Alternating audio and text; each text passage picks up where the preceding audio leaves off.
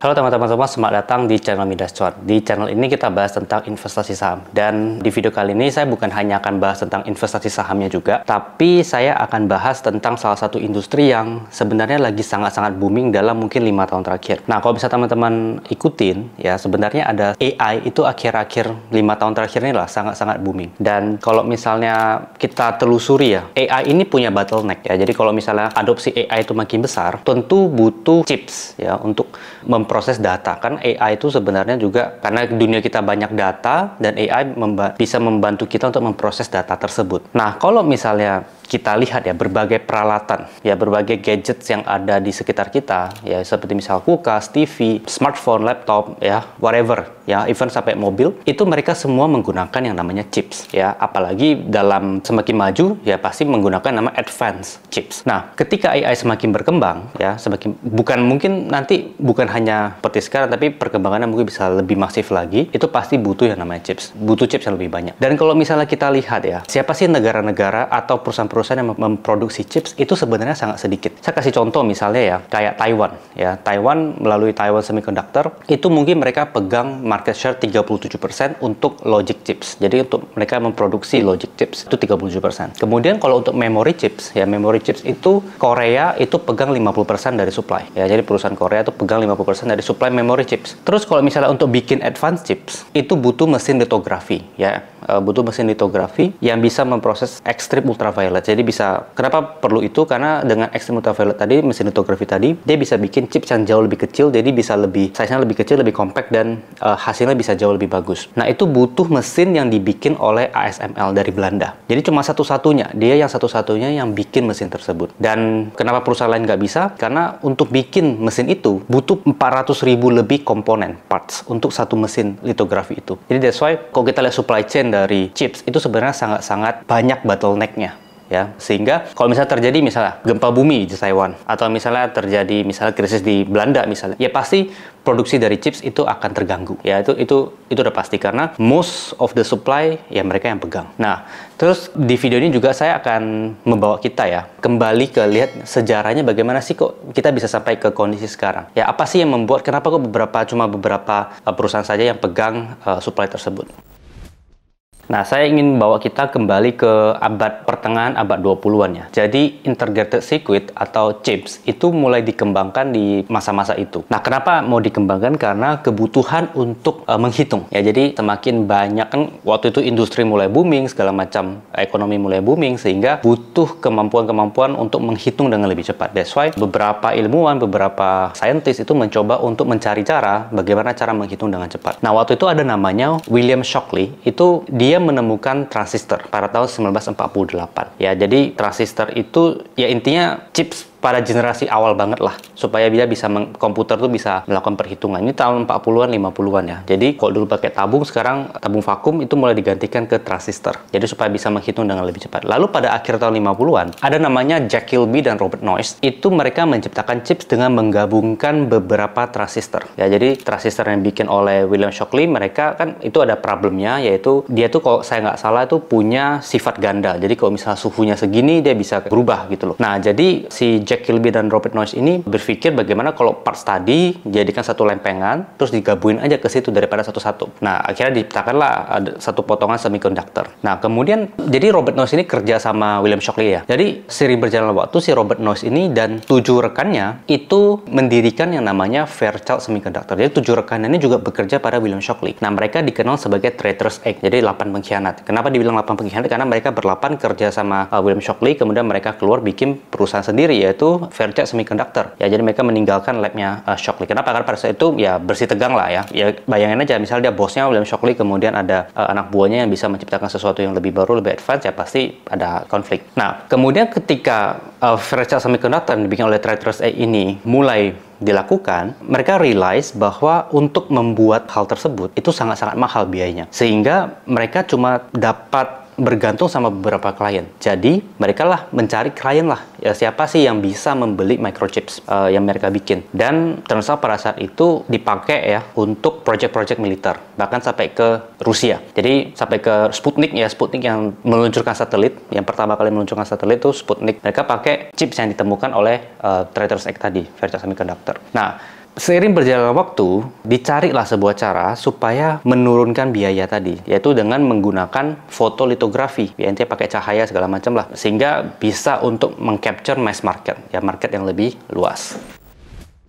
Nah, Amerika yang ngelihat mesin chips itu dipakai untuk Soviet, waktu itu kan perang dingin ya. Jadi akhirnya Amerika mulai nih menggandeng tadi virtual semiconductor. Nah, terus bukan hanya menggandeng, tapi mereka juga bersama-sama mencari cara supaya bagaimana produksi ini bisa lebih efisien, bisa lebih murah, sehingga bisa masuk ke mass market. Nah, salah satu cost terbesar itu adalah biaya tenaga kerja. Jadi mereka mulai tuh cari-cari tempat di luar Amerika yang bisa mereka ibaratnya kayak pabriknya di luar, yang desain, tapi pabriknya dibikin di luar negeri. Dan pakai luar negeri, pakai tenaga kerja yang jauh lebih murah.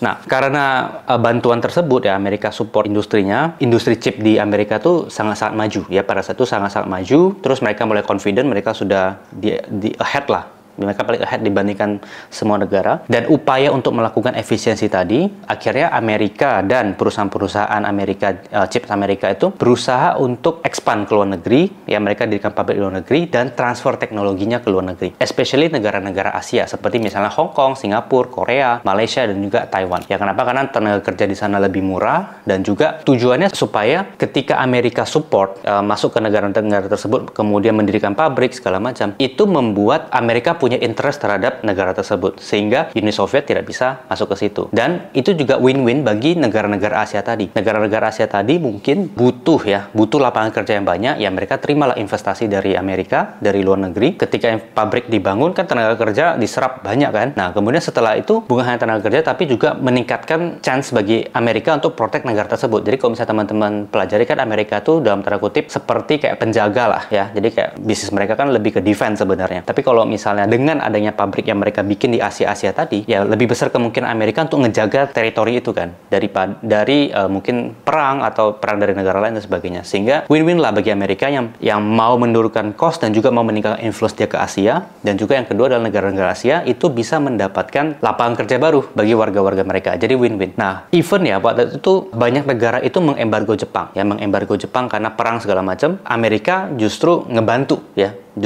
Jepang dan mentransfer teknologi tersebut ke Jepang. Nah, tujuannya supaya influence dari Uni Soviet itu tidak masuk ke situ. Ya, jadi ini bukan hanya ekonomi tapi juga ke geopolitik dan sebagainya. Nah, walaupun Jepang itu tidak unggul ya dalam produksi chip, tapi mereka itu sangat-sangat maju dalam menciptakan produk-produknya pakai chip. Ya, produk-produk elektronik misalnya kayak dulu ada Walkman ya. Kok teman-teman mungkin zaman sebelum iPod, kalau teman-teman tahu itu pasti ada namanya Walkman ya, kita pakai kaset kemudian dengar. Ya, itu saya pernah merasakan zaman itu. Itu yang bikin adalah Sony ya, Sony Walkman. Jadi dominasi Jepang itu mungkin bukan di pembuatan chip, tapi pembuatan gadget-gadget yang pakai chip. Nah, kemudian dominasi Amerika ini sering berjalan waktu ya, tahun 70-an tuh mulai pudar lah. Jadi mereka bukan lagi yang memproduksi, tapi mereka sudah outsource keluar ya. Mereka cuma desain kayak mana chip yang akan dibentuk segala macam. Negara-negara tadi itulah yang akan menciptakan ya, yang akan memproduksi, pabriknya tuh di situ.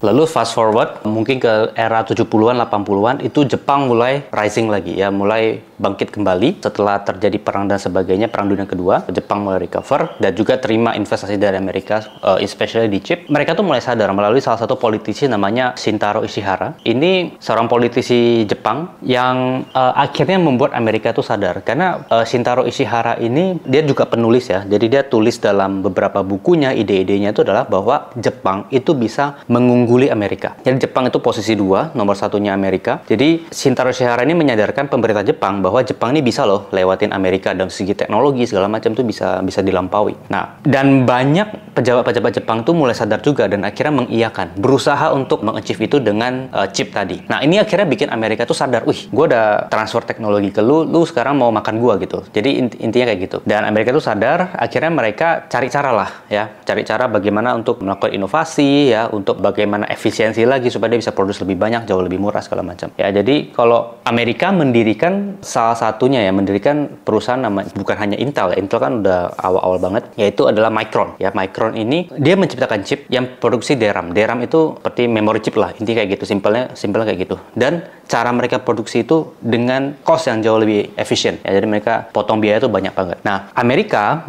melihat konflik dengan Jepang, konflik perang kayak dalam kutip perang dagang lah ya, seperti Amerika dan China sekarang, Korea mulai nih menikung Jepang gitu, kayak ngelobi Jepang supaya udahlah bikin aja pabriknya jangan di Jepang tapi di Korea. Taiwan juga demikian ya. Taiwan juga berusaha memanfaatkan tensi antara Jepang dan Amerika supaya bikin chipnya itu di Taiwan. Ya, jadi Samsung manfaatkan kesempatan itu untuk membantu, dalam kutip membantu Amerika mendirikan pabrik yang bikin chips ya. Kemudian Amerika, singkat cerita Amerika berhasil lah menahan supaya Jepang tidak melampaui mereka. Bukan hanya berhasil menahan, tapi karena Jepangnya sendiri juga terlalu mengabaikan ya, mereka mengabaikan inovasi baru. Jadi teman-teman bisa lihat bahwa di industri teknologi kayak gini, ya setiap berapa tahun sekali harus ada inovasi baru yang melampaui inovasi sebelumnya. Jadi kayak perubahan dinamiknya itu sangat-sangat cepat. Jadi misalnya, bukan hanya, kan mereka bikinnya Walkman ya, Sony Walkman. Nah, mereka kelewatan tren dari flash disk. Jadi bikin flash disk itu mereka nggak ambil market itu. Dan akhirnya karena dunia butuh data segala macam, untuk pindah data segala macam, ya perusahaan yang bikin flash disk, yang bikin memory chip, itu berkembangnya lebih pesat. Akhirnya ya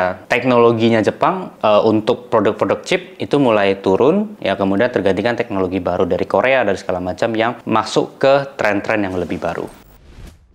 Nah, lalu ada perusahaan Amerika yang lain namanya GCA kalau saya nggak salah. Itu perusahaan yang bikin fotolitografi juga. Nah, cuma manajemennya mereka itu juga terlena. Problemnya sama seperti Jepang. Mereka terlena, merasa sudah memimpin, mereka tidak terlalu inovasi lagi, dan kemudian manajemennya buruk, ya, rantai supply chain-nya juga buruk. Akhirnya pelan-pelan mereka ambruk. Digantikan oleh perusahaan Belanda. Ya, perusahaan Belanda itu ASML. Nah, ASML ini yang bikin tadi fotolitografi tadi, yang bikin mesin untuk mencetak chip menggunakan extreme ultraviolet. Dan untuk bikin advanced chip yang sangat-sangat kecil itu sangat membutuhkan mesinnya mereka ya. Jadi, dan Belanda juga didukung karena posisi mereka tuh di Belanda ya. Jadi tidak ada konflik geopolitik dengan Amerika. Jadi Amerika di Eropa sana ya lebih netral dibandingkan dengan di Asia, yang Amerika sudah keburu transfer teknologi yang terlalu besar ke situ. Jadi kondisi itu membuat ASML di Belanda itu bisa tumbuh dengan relatif tanpa hambatan yang terlalu banyak gitu loh ya, karena kondisi mereka posisinya geografisnya ada di Belanda. Nah, kemudian Taiwan ya, pemerintah Taiwan melihat konflik tadi antara Amerika dan juga Jepang. Pemerintah Taiwan tuh mengkontak yang namanya Morris Chang. Ya, Morris Chang ini dulu bekerja di Texas Instruments, dan pemerintah Taiwan itu bahkan menyiapkan modal untuk Morris Chang menjalankan Taiwan Semiconductor,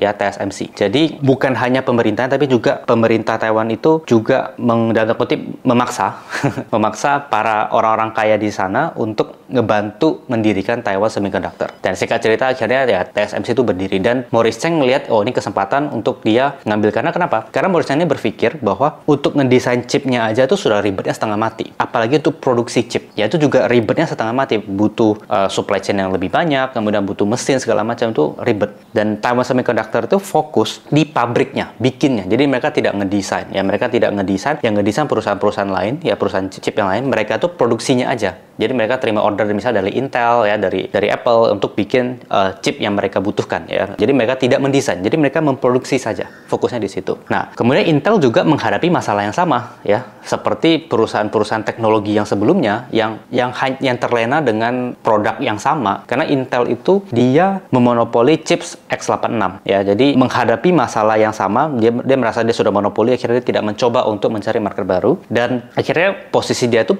ya digantikan dengan perusahaan lain. Kalau misalnya kita lihat teknologi selalu seperti itu cycle. Jadi selalu ada perusahaan baru yang lebih bagus, lebih fresh, lebih inovatif yang menggantikan perusahaan yang lama yang sudah terlena. Nah, jadi mereka juga menghadapi masalah Intel itu seperti yang dijelaskan Morris Chang tadi, yaitu mereka masalah di desain dan juga di produksi. Itu menggabung keduanya itu sangat-sangat sulit dan sangat-sangat mahal. Akhirnya mereka terbengkalai. Jadi makanya dengan ada TSMC itu ya, perusahaan-perusahaan kayak Intel itu nggak harus bikin pabriknya untuk bikin chip. Ya, mereka bisa outsource saja ke TSMC. Dan juga beberapa blunder yang dilakukan Intel itu seperti misalnya iPhone ya, ketika iPhone rilis, Steve Jobs itu pernah kontak ke Intel untuk minta bantuan ke Intel untuk bikinin chipsnya buat Apple, tapi mereka nolak gitu kan. Itu membuat ya mereka memberikan indikasi bahwa sebenarnya Intel itu tidak peka dengan perkembangan zaman, tidak peka dengan pertumbuhan peluang-peluang baru di pasar. Akhirnya ya mereka pelan-pelan ya tertinggal oleh perusahaan chip lain yang lebih inovatif, yang lebih fresh.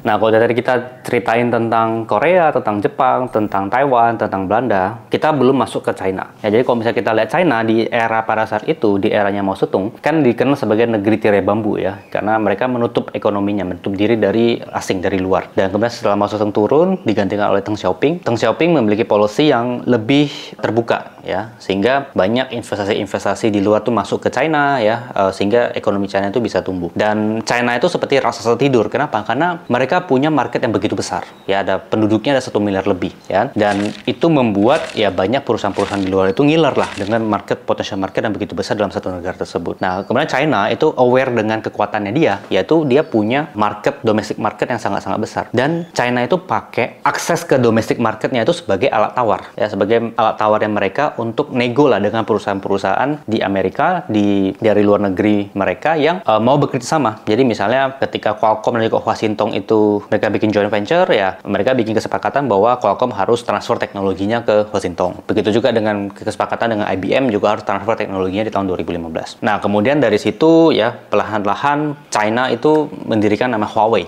ya, Huawei. Kenapa Huawei bisa tumbuh? Karena satu, didukung oleh pemerintah China. Jadi pemerintah China itu support Huawei. Kemudian kalau teman-teman lihat kan China itu dulu pabrik yang banyak niru ya. Dia banyak niru perusahaan-perusahaan lain, dia banyak tiru barang-barang tiruan dari China. Dulu kalau made in China kesannya kayak jelek banget. Ya itu sebenarnya proses mereka untuk mempelajari produk atau market yang mereka lihat itu bagus. Dan mereka coba ikuti, mereka pelajari ya, mereka kayak reverse engineer lah. Akhirnya mereka bisa cari cara untuk produksi dengan kualitas yang sama dengan harga lebih murah. Kemudian juga anggaran R&D mereka besar. Jadi research and development mereka anggarannya, karena kan pemerintah yang turun tangan gitu loh. Jadi pemerintahnya punya budget yang begitu besar untuk R&D. Akhirnya ya pertumbuhannya juga luar biasa. Dan mereka pembangunannya juga besar, ya pembangunan juga masif sehingga internet segala macam itu bisa tumbuh. Nah, meskipun China itu dalam tanda kutip suka meniru, dan juga dalam beberapa case seperti misalnya Jinhua itu pernah mencuri ya file rahasianya Micron di pengadilan di Amerika kalau nggak salah, itu mengatakan bahwa Jinhua bersalah, tapi di pengadilan China mengatakan bahwa Micron yang salah gitu. Jadi kayak mulai bersih tegang bahwa China ini mulai perlahan-lahan mencuri ya kekayaan intelektualnya Amerika untuk memajukan ekonomi mereka sendiri. Jadi mereka pelan-pelan tapi dengan pasti akhirnya mereka bisa memproduksi barang yang dengan kualitas yang cukup bagus dengan harga yang jauh lebih murah. Dan itu yang membuat China tumbuh dengan luar biasa.